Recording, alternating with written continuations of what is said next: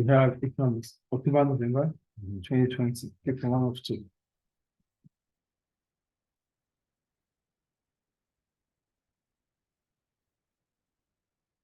What causes economic agents to make choices? We make choices because there's scarcity. That's the reality. So here they said we have limited needs and wants. We have the excess of finite resources, the excess of free goods, the market mechanism. So, like I said, we make choices because there's scarcity. And scarcity is limited resources and unlimited wants. That means finite resources and infinite wants. So the answer is A. No, B. B, sorry. B, yeah, sorry, B. Question 2. So which combination of a factor of production and its factor income is not correct? Capital is interest, yes. Enterprise is profit, yes. Labor is dividends, no. Labor is wages or salaries. Land is rent. So the answer is C. Question 3. The diagram shows the production possibility curve for a country. The country moved from position X to position Y on the PPC. So what is most likely reason for this change? Moving from X to Y means they are producing more of consumer goods. And producing more of consumer goods means the country or the government of that country is thinking about living standards.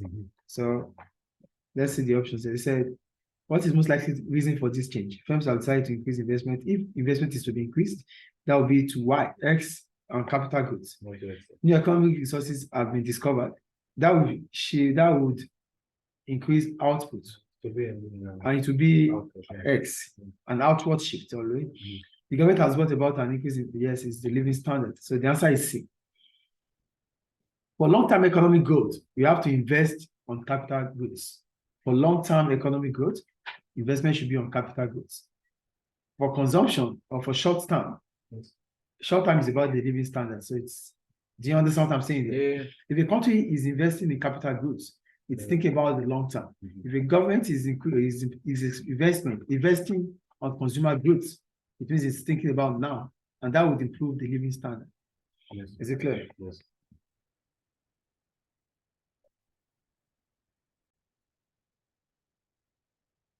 So that's question 3. Go to question 4. So what's an example of macroeconomic aim? We're talking about macroeconomic aim. We're talking about macroeconomic objectives like unemployment, reduction of unemployment, or increasing employment rate, or price stability, or reduction in inflation rate. We're talking about economic growth. What else again is it about macroeconomic objective? Inflation, reduction in inflation rate, economic growth, distribution of income, and price stability.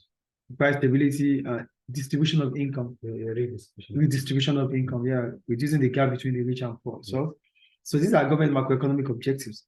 So here we have, they said, what's an example of macroeconomic aim? So the answer is A, to create and maintain full employment. Yes. That's question 4. Question 5. Why might a market economy fail to achieve the best use of scarce resources? You can only, when scarce resources are not, here they said, why might a market economy fail to achieve the best use of scarce resources? When we talk about market economy, we're talking about the free market, where there's price mechanism. So the only time this can happen, well, this is basically, if this happens, it means there's market failure. Yes. So if market failure happens, it's not because demerit goods are under-consumed. That is good for, if demerit goods are under-consumed, it is fine. Public goods are over-consumed. It's not bad, because public goods should be consumed. Then most resources are owned by the government. That is planned economy. So the answer is A. Consumers lack information about which goods to buy. Because they lack information about goods to buy, that means we're talking about asymmetric information. Or merit goods, right? Because they don't know the benefit. Under consumption. Under consumption, yeah. Of merit goods.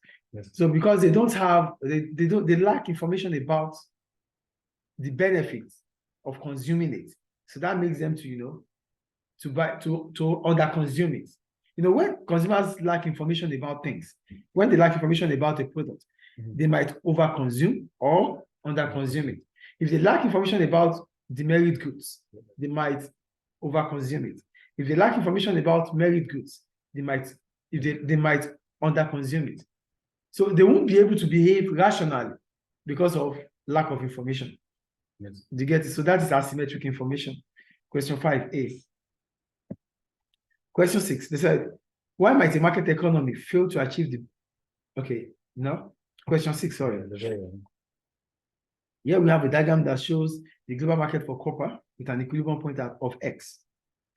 It said, which point represents the new equilibrium after the copper producers cost, copper producers cost increase and there's rapid global economic growth. The cost of copper increases and there's rapid economic growth. Rapid economic growth with increased demand from D1 to D3. Are you with me? Yeah. And supply will shift leftward as a result of an increase in cost from S1 to S3. Yes. Did you get it? S1 to S2. Yeah. S1 to S2, sorry. So it's at point A. D1 to D3, Yeah. S1 to, yeah, point A. Yeah. But I don't enjoy it anymore. They're changing supply and demand. Yeah, at the same time, yeah. Question 7. It said, what is the price elasticity of supply when the price rises from 10 to 12? When the price rises from 10 to 12, the quantity supplied expanded from 100 to 140. So, is that question 7? Yes. Yeah. So, as usual, Q2 minus Q1 over Q1 divided by Q2 minus Q1 over Q1. So, we have 140 minus 100 over 100 divided by 12 minus 10 over 10. So, that's gives us 40 over 100 divided by 2 over 10, which is 40 over 100 multiplied by 10 over 2, which is 2. So it is D, and it is elastic. Yes. Question 8. Which tax is not a function of a trade union? Agreeing the minimum number to be employed on a particular job. Deciding on the level of national minimum wage. A is part of it. Negotiating working hours and conditions of work, yes, is part of it. Providing legal advice on unfair dismissal, yes. But they cannot decide the level of minimum wage. That is, yeah. They can only pressurize governments to increase the minimum wage, but they can't decide. So it's not their function. The answer is B. Yeah. Clear. Question 9. What does not have an effect on wages in a free market economy? So here we're talking about, it said, danger levels in the workplace. This could affect wages. Because if the more risk the job, the more pay you could get. Are you getting what I'm saying? They say what does not have an effect on wages in the free market. Yes. So if the job is dangerous, you could get more pay for that. Yeah. So government regulations. Government regulations could be if it was in a mixed economy or planned economy. But in a free market, it's a free market. So there's little or no government intervention. Do you get the point? Yes. So, are you getting what I'm saying? Free market, because it's a world free Yeah, it's a free market. Yeah. So there's little or no government intervention. And when we talk about government regulations, it might not have effect. Yeah. But the number of people willing and able to work will have effect. The years of training required will have effect, but that's going to affect output. Do you understand? So the answer is B. Question 10. It says the table shows how household spending changes with income. So what is the lowest level of income at which savings are positive? It's at the lower. Yeah, the lowest at B. Yeah, I did D. Yeah, it's 3,600. Yeah, that's the When lowest. the income is 3,600, the spending per month is 3,500. That's the only positive one, which is 100. Yes, yes. Clear? Yes. Question 11. What can a central bank increase in order to reduce consumer borrowing? Increase. Yeah, what can a central bank increase in order to reduce consumer borrowing? The rate of interest. How to reduce? I think. Yeah, to reduce borrowing. Yeah, because there will be less. It is the rate of interest. Yeah. Because when they reduce the rate of interest, that makes the price of borrowing expensive or high. So that becomes a disincentive for borrowing. Do you get it? Yes. So question 11 is D. Yeah. Question 12. It says the table shows the output and total cost of a small firm. What is the average fixed cost of producing 10,000 units? Note, Average fixed cost is fixed cost divided by output. Here we don't have our fixed cost, and we have our output and we have our total cost. The first thing you have to understand that the combination of total cost is fixed cost plus variable cost. Here we have a 0 unit of output, and we have 50,000 as total cost. So that means the 0 unit of variable cost, 50,000 is the output, is the fixed cost. Mhm. Do you get it? Yes. Because fixed cost is a cost that does not change as the level of output changes. So if we have 0 output, we're still going to incur the fixed cost. So our fixed cost is what? 50,000. Is it clear? Is it clear, please? 50,000. So this means that for 10,000 units, we're going to have 600,000 divided by 50. Sorry, for 10,000 units, we're going to have 600,000. For VC, I'm going to have 50,000 for FC, making 650,000. Yes. No, yeah, it's only 650,000. That's our total cost. Our total cost, Yeah, 50,000 is our, no, 600,000 is the variable cost. is it? No, 600,000 is the total cost. 550,000 will be our variable cost. 50,000 will be our fixed cost. Yeah. Do you get it? Yes, yes, yes. So our fixed cost is 50,000, irrespective of the output. At 0 units, we're going to have 50,000 fixed cost. As 1,000 units, we're going to have 50,000 fixed cost. At 5,000 units, we're going to have 50,000 fixed cost. Mhm. At 10,000 units, we're going to have 50,000 fixed cost. The only thing about fixed cost is this: as soon as output increases, our average fixed cost would reduce. Yeah. Do you get it? So when you check this, at 1,000 units, that's at 1,050, you divide 50,000 by 1,000, you're going to have 5. Yeah, 10,000 would, yeah. At 1,000 divided by 100,000. Sorry. Yeah, it's 5. It's going to be 5. Yeah. At 5,000 units. Yeah, 5,400. At 100,000 units, we have 50,000 as our fixed cost. Right? Yes. 50,000 divided by 1,000 is 50. Okay. At 5,000, 50,000 divided by 5,000, 10. Are you getting it? Yes, yes. And at 10,000, 50,000 divided by 10,000, 5. So as soon as the output increases, our average fixed cost reduces. Okay, Mr. Why don't you like divide the fixed cost with the units, and then you get the average fixed cost? There, That's the formula. Oh, yeah. AFC is VC, FC divided by output. But what I'm saying here is that you have to understand that your fixed cost is part of your total cost at 0 units. Yeah, it is. So at whichever level they are talking about here, if it was 1,000, it has to be 50,000 divided by 1,000. If it's for 5,000 units, it has to be 50,000 divided by 5,000. If it was for 10,000 units, it will be 50,000 divided by 10,000. Oh, yeah. So, but what I want you to understand is that as soon as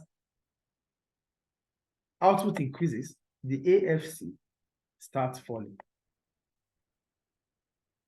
We're not talking about economies of scale. Yes, yes, yes. Economies of scale is the cost reduction due to expansion. Here we're talking about how average cost reduces. Average variable cost reduces.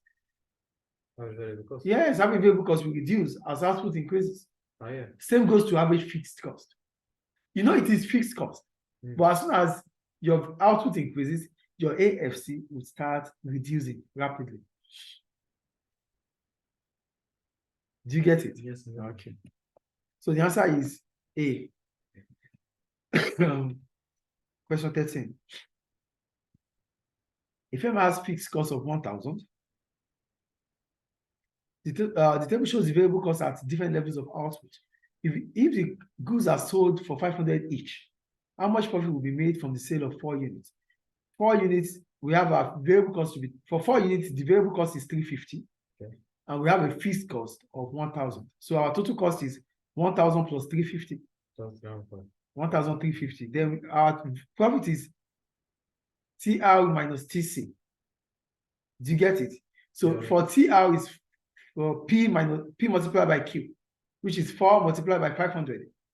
What? Yeah. Yeah. Quantity 4. Yeah, for each one. Yeah. P is 50, 500, sorry. So 500 multiplied by 4 is 2,000. Yeah. That's our TR. Then TR minus TC is 2,000 minus 1,250. 50. So that's 650. Yeah, right. Yeah. That's number 13A. Question 14. Yes. If a firm supplies bricks and tries to merge with firm Y that also supplies bricks, they are at the same level. That's integration at the same level of production. That is horizontal integration, D. Yes.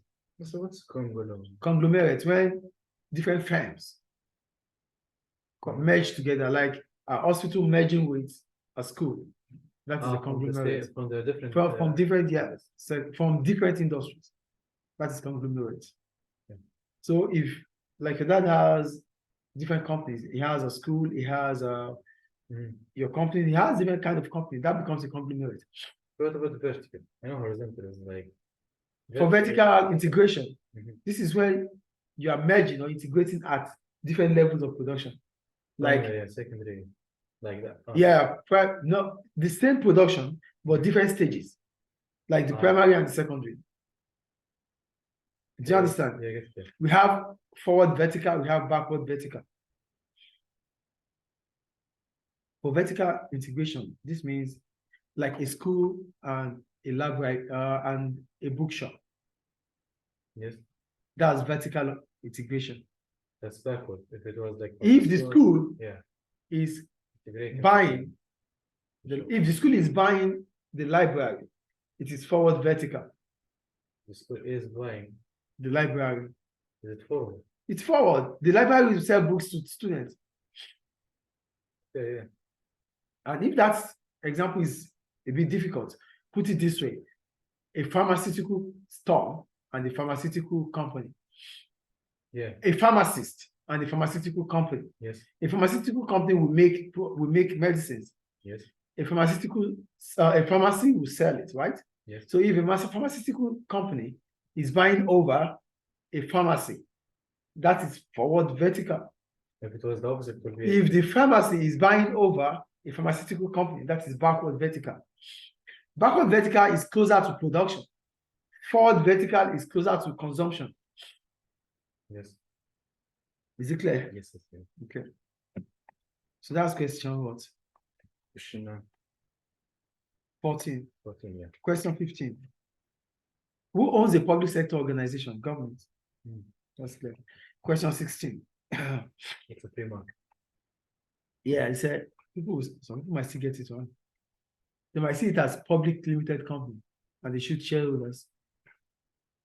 They might do an oversight. Yeah, because there's public limited company. What are the two aims that government normally pursue when managing the performance of the whole economy? When government have to manage the performance of the whole economy, government has to think about economic growth and price stability. Economic growth and price stability. Yeah. Do you understand? Yes. So and to encourage an increase in production is economic growth, and price stability is to prevent inflation. Do you get it? Yes. So the answer is A. Question 17. What is most likely to be the responsibility of a central government? Provision of security cameras, no. The provision of security staff at bank, that's no. The provision of ticket inspectors on a train, no. Immigration officials at an airport, that is the central government. What does that mean? I don't know. The government, the federal government, yeah. The federal government of this country, like the central government is the government of the president, the presidency. Okay. So they own immigration.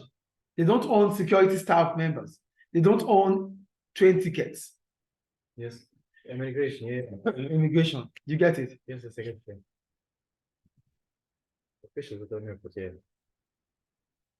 Question 18. The table shows the tax that an individual would pay at different levels of disposable income. At 10,000, 0, at 20,000, 2,000, at 30,000, 4,000, at 40,000, 6,000. So this is what they call progressive tax. Yeah. The higher the income, the higher the tax paid. Yes. Question 19. The government wants to reduce the consumption of cigarettes.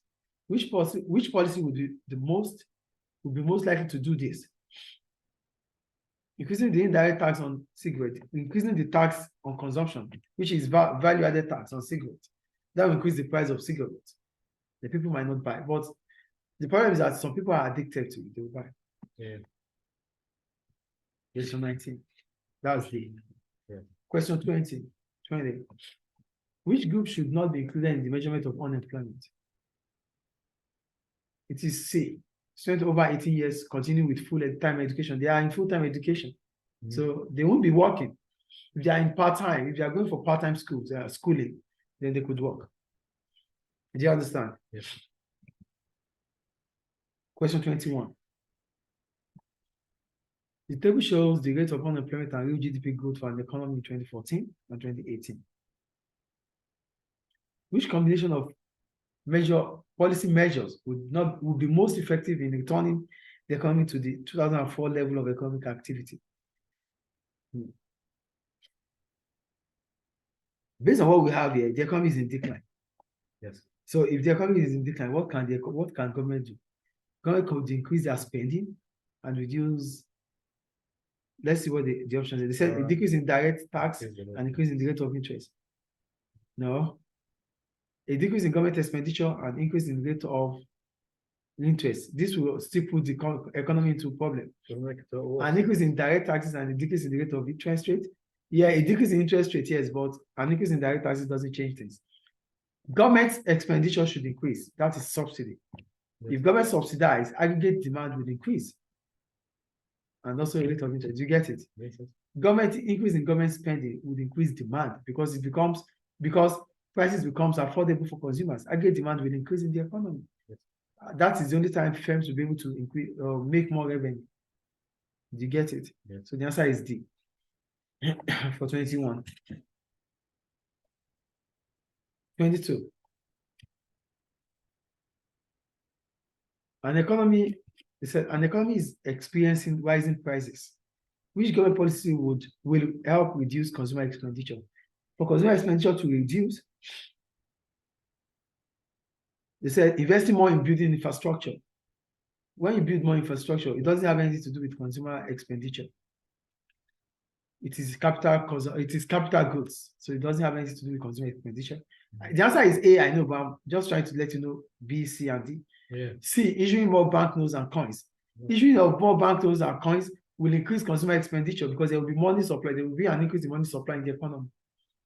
That's not an answer.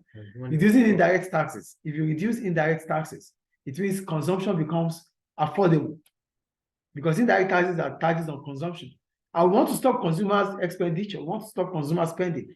To stop consumer spending, we shouldn't reduce indirect taxes again. Yes. You get it? So the answer is A. Introducing compulsory saving for income earners. So if government makes it mandatory for income earners to save, that means their disposable income would go for savings instead of spending. Did you get it? Yes. So the answer is A22. 23. It says some goods take a greater percentage of a typical household total spending than others. How is this accounted for in the construction of the CPI? So when you're talking about the CPI, the Consumer Price Index, all these things, we have deducting the goods. Yeah, we have goods, that's the basket of goods, which is part of Consumer Index. By giving, what they said, how is this accounted for in the construction of CPI? To account for the CPI, we have to think about the weight basket of food. Yes. So it is B. By giving weight, yeah. Yeah, we don't talk about inflation when you're talking about CPI. We don't talk about elasticity of demand when we're talking about CPI. And we don't reduce food. We can only take away rent from the CPI. Rent is not anything about prices of housing. Yes. It's not part of our consumer price index. Yeah. I think that is clear. Yes. Question 24.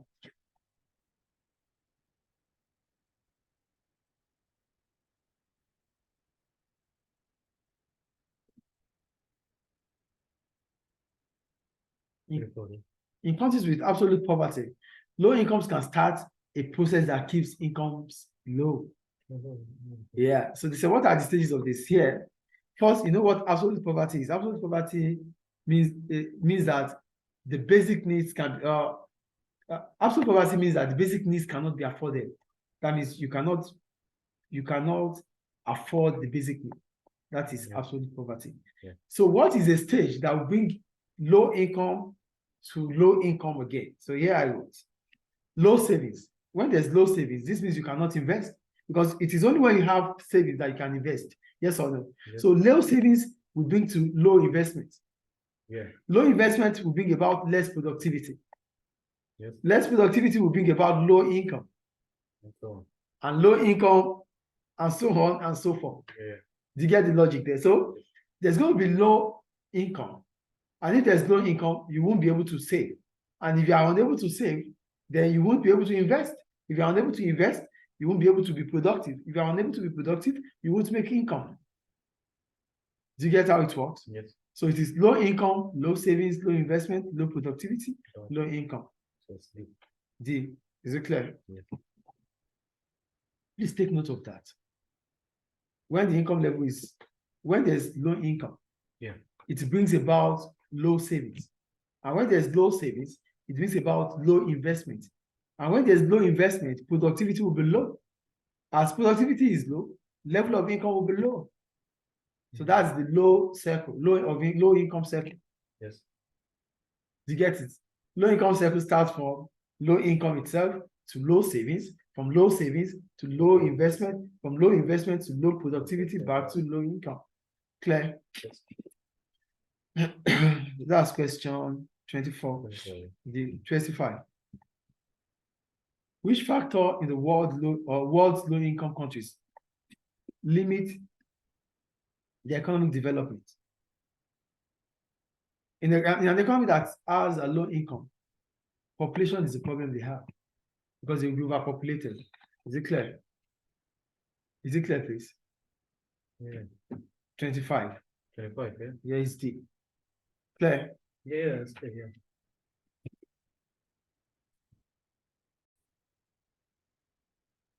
Question 25. Or question 26, sorry. The table shows the percentage employment in the primary, secondary, and service sector in the 4 countries. Country A, B, C, and D.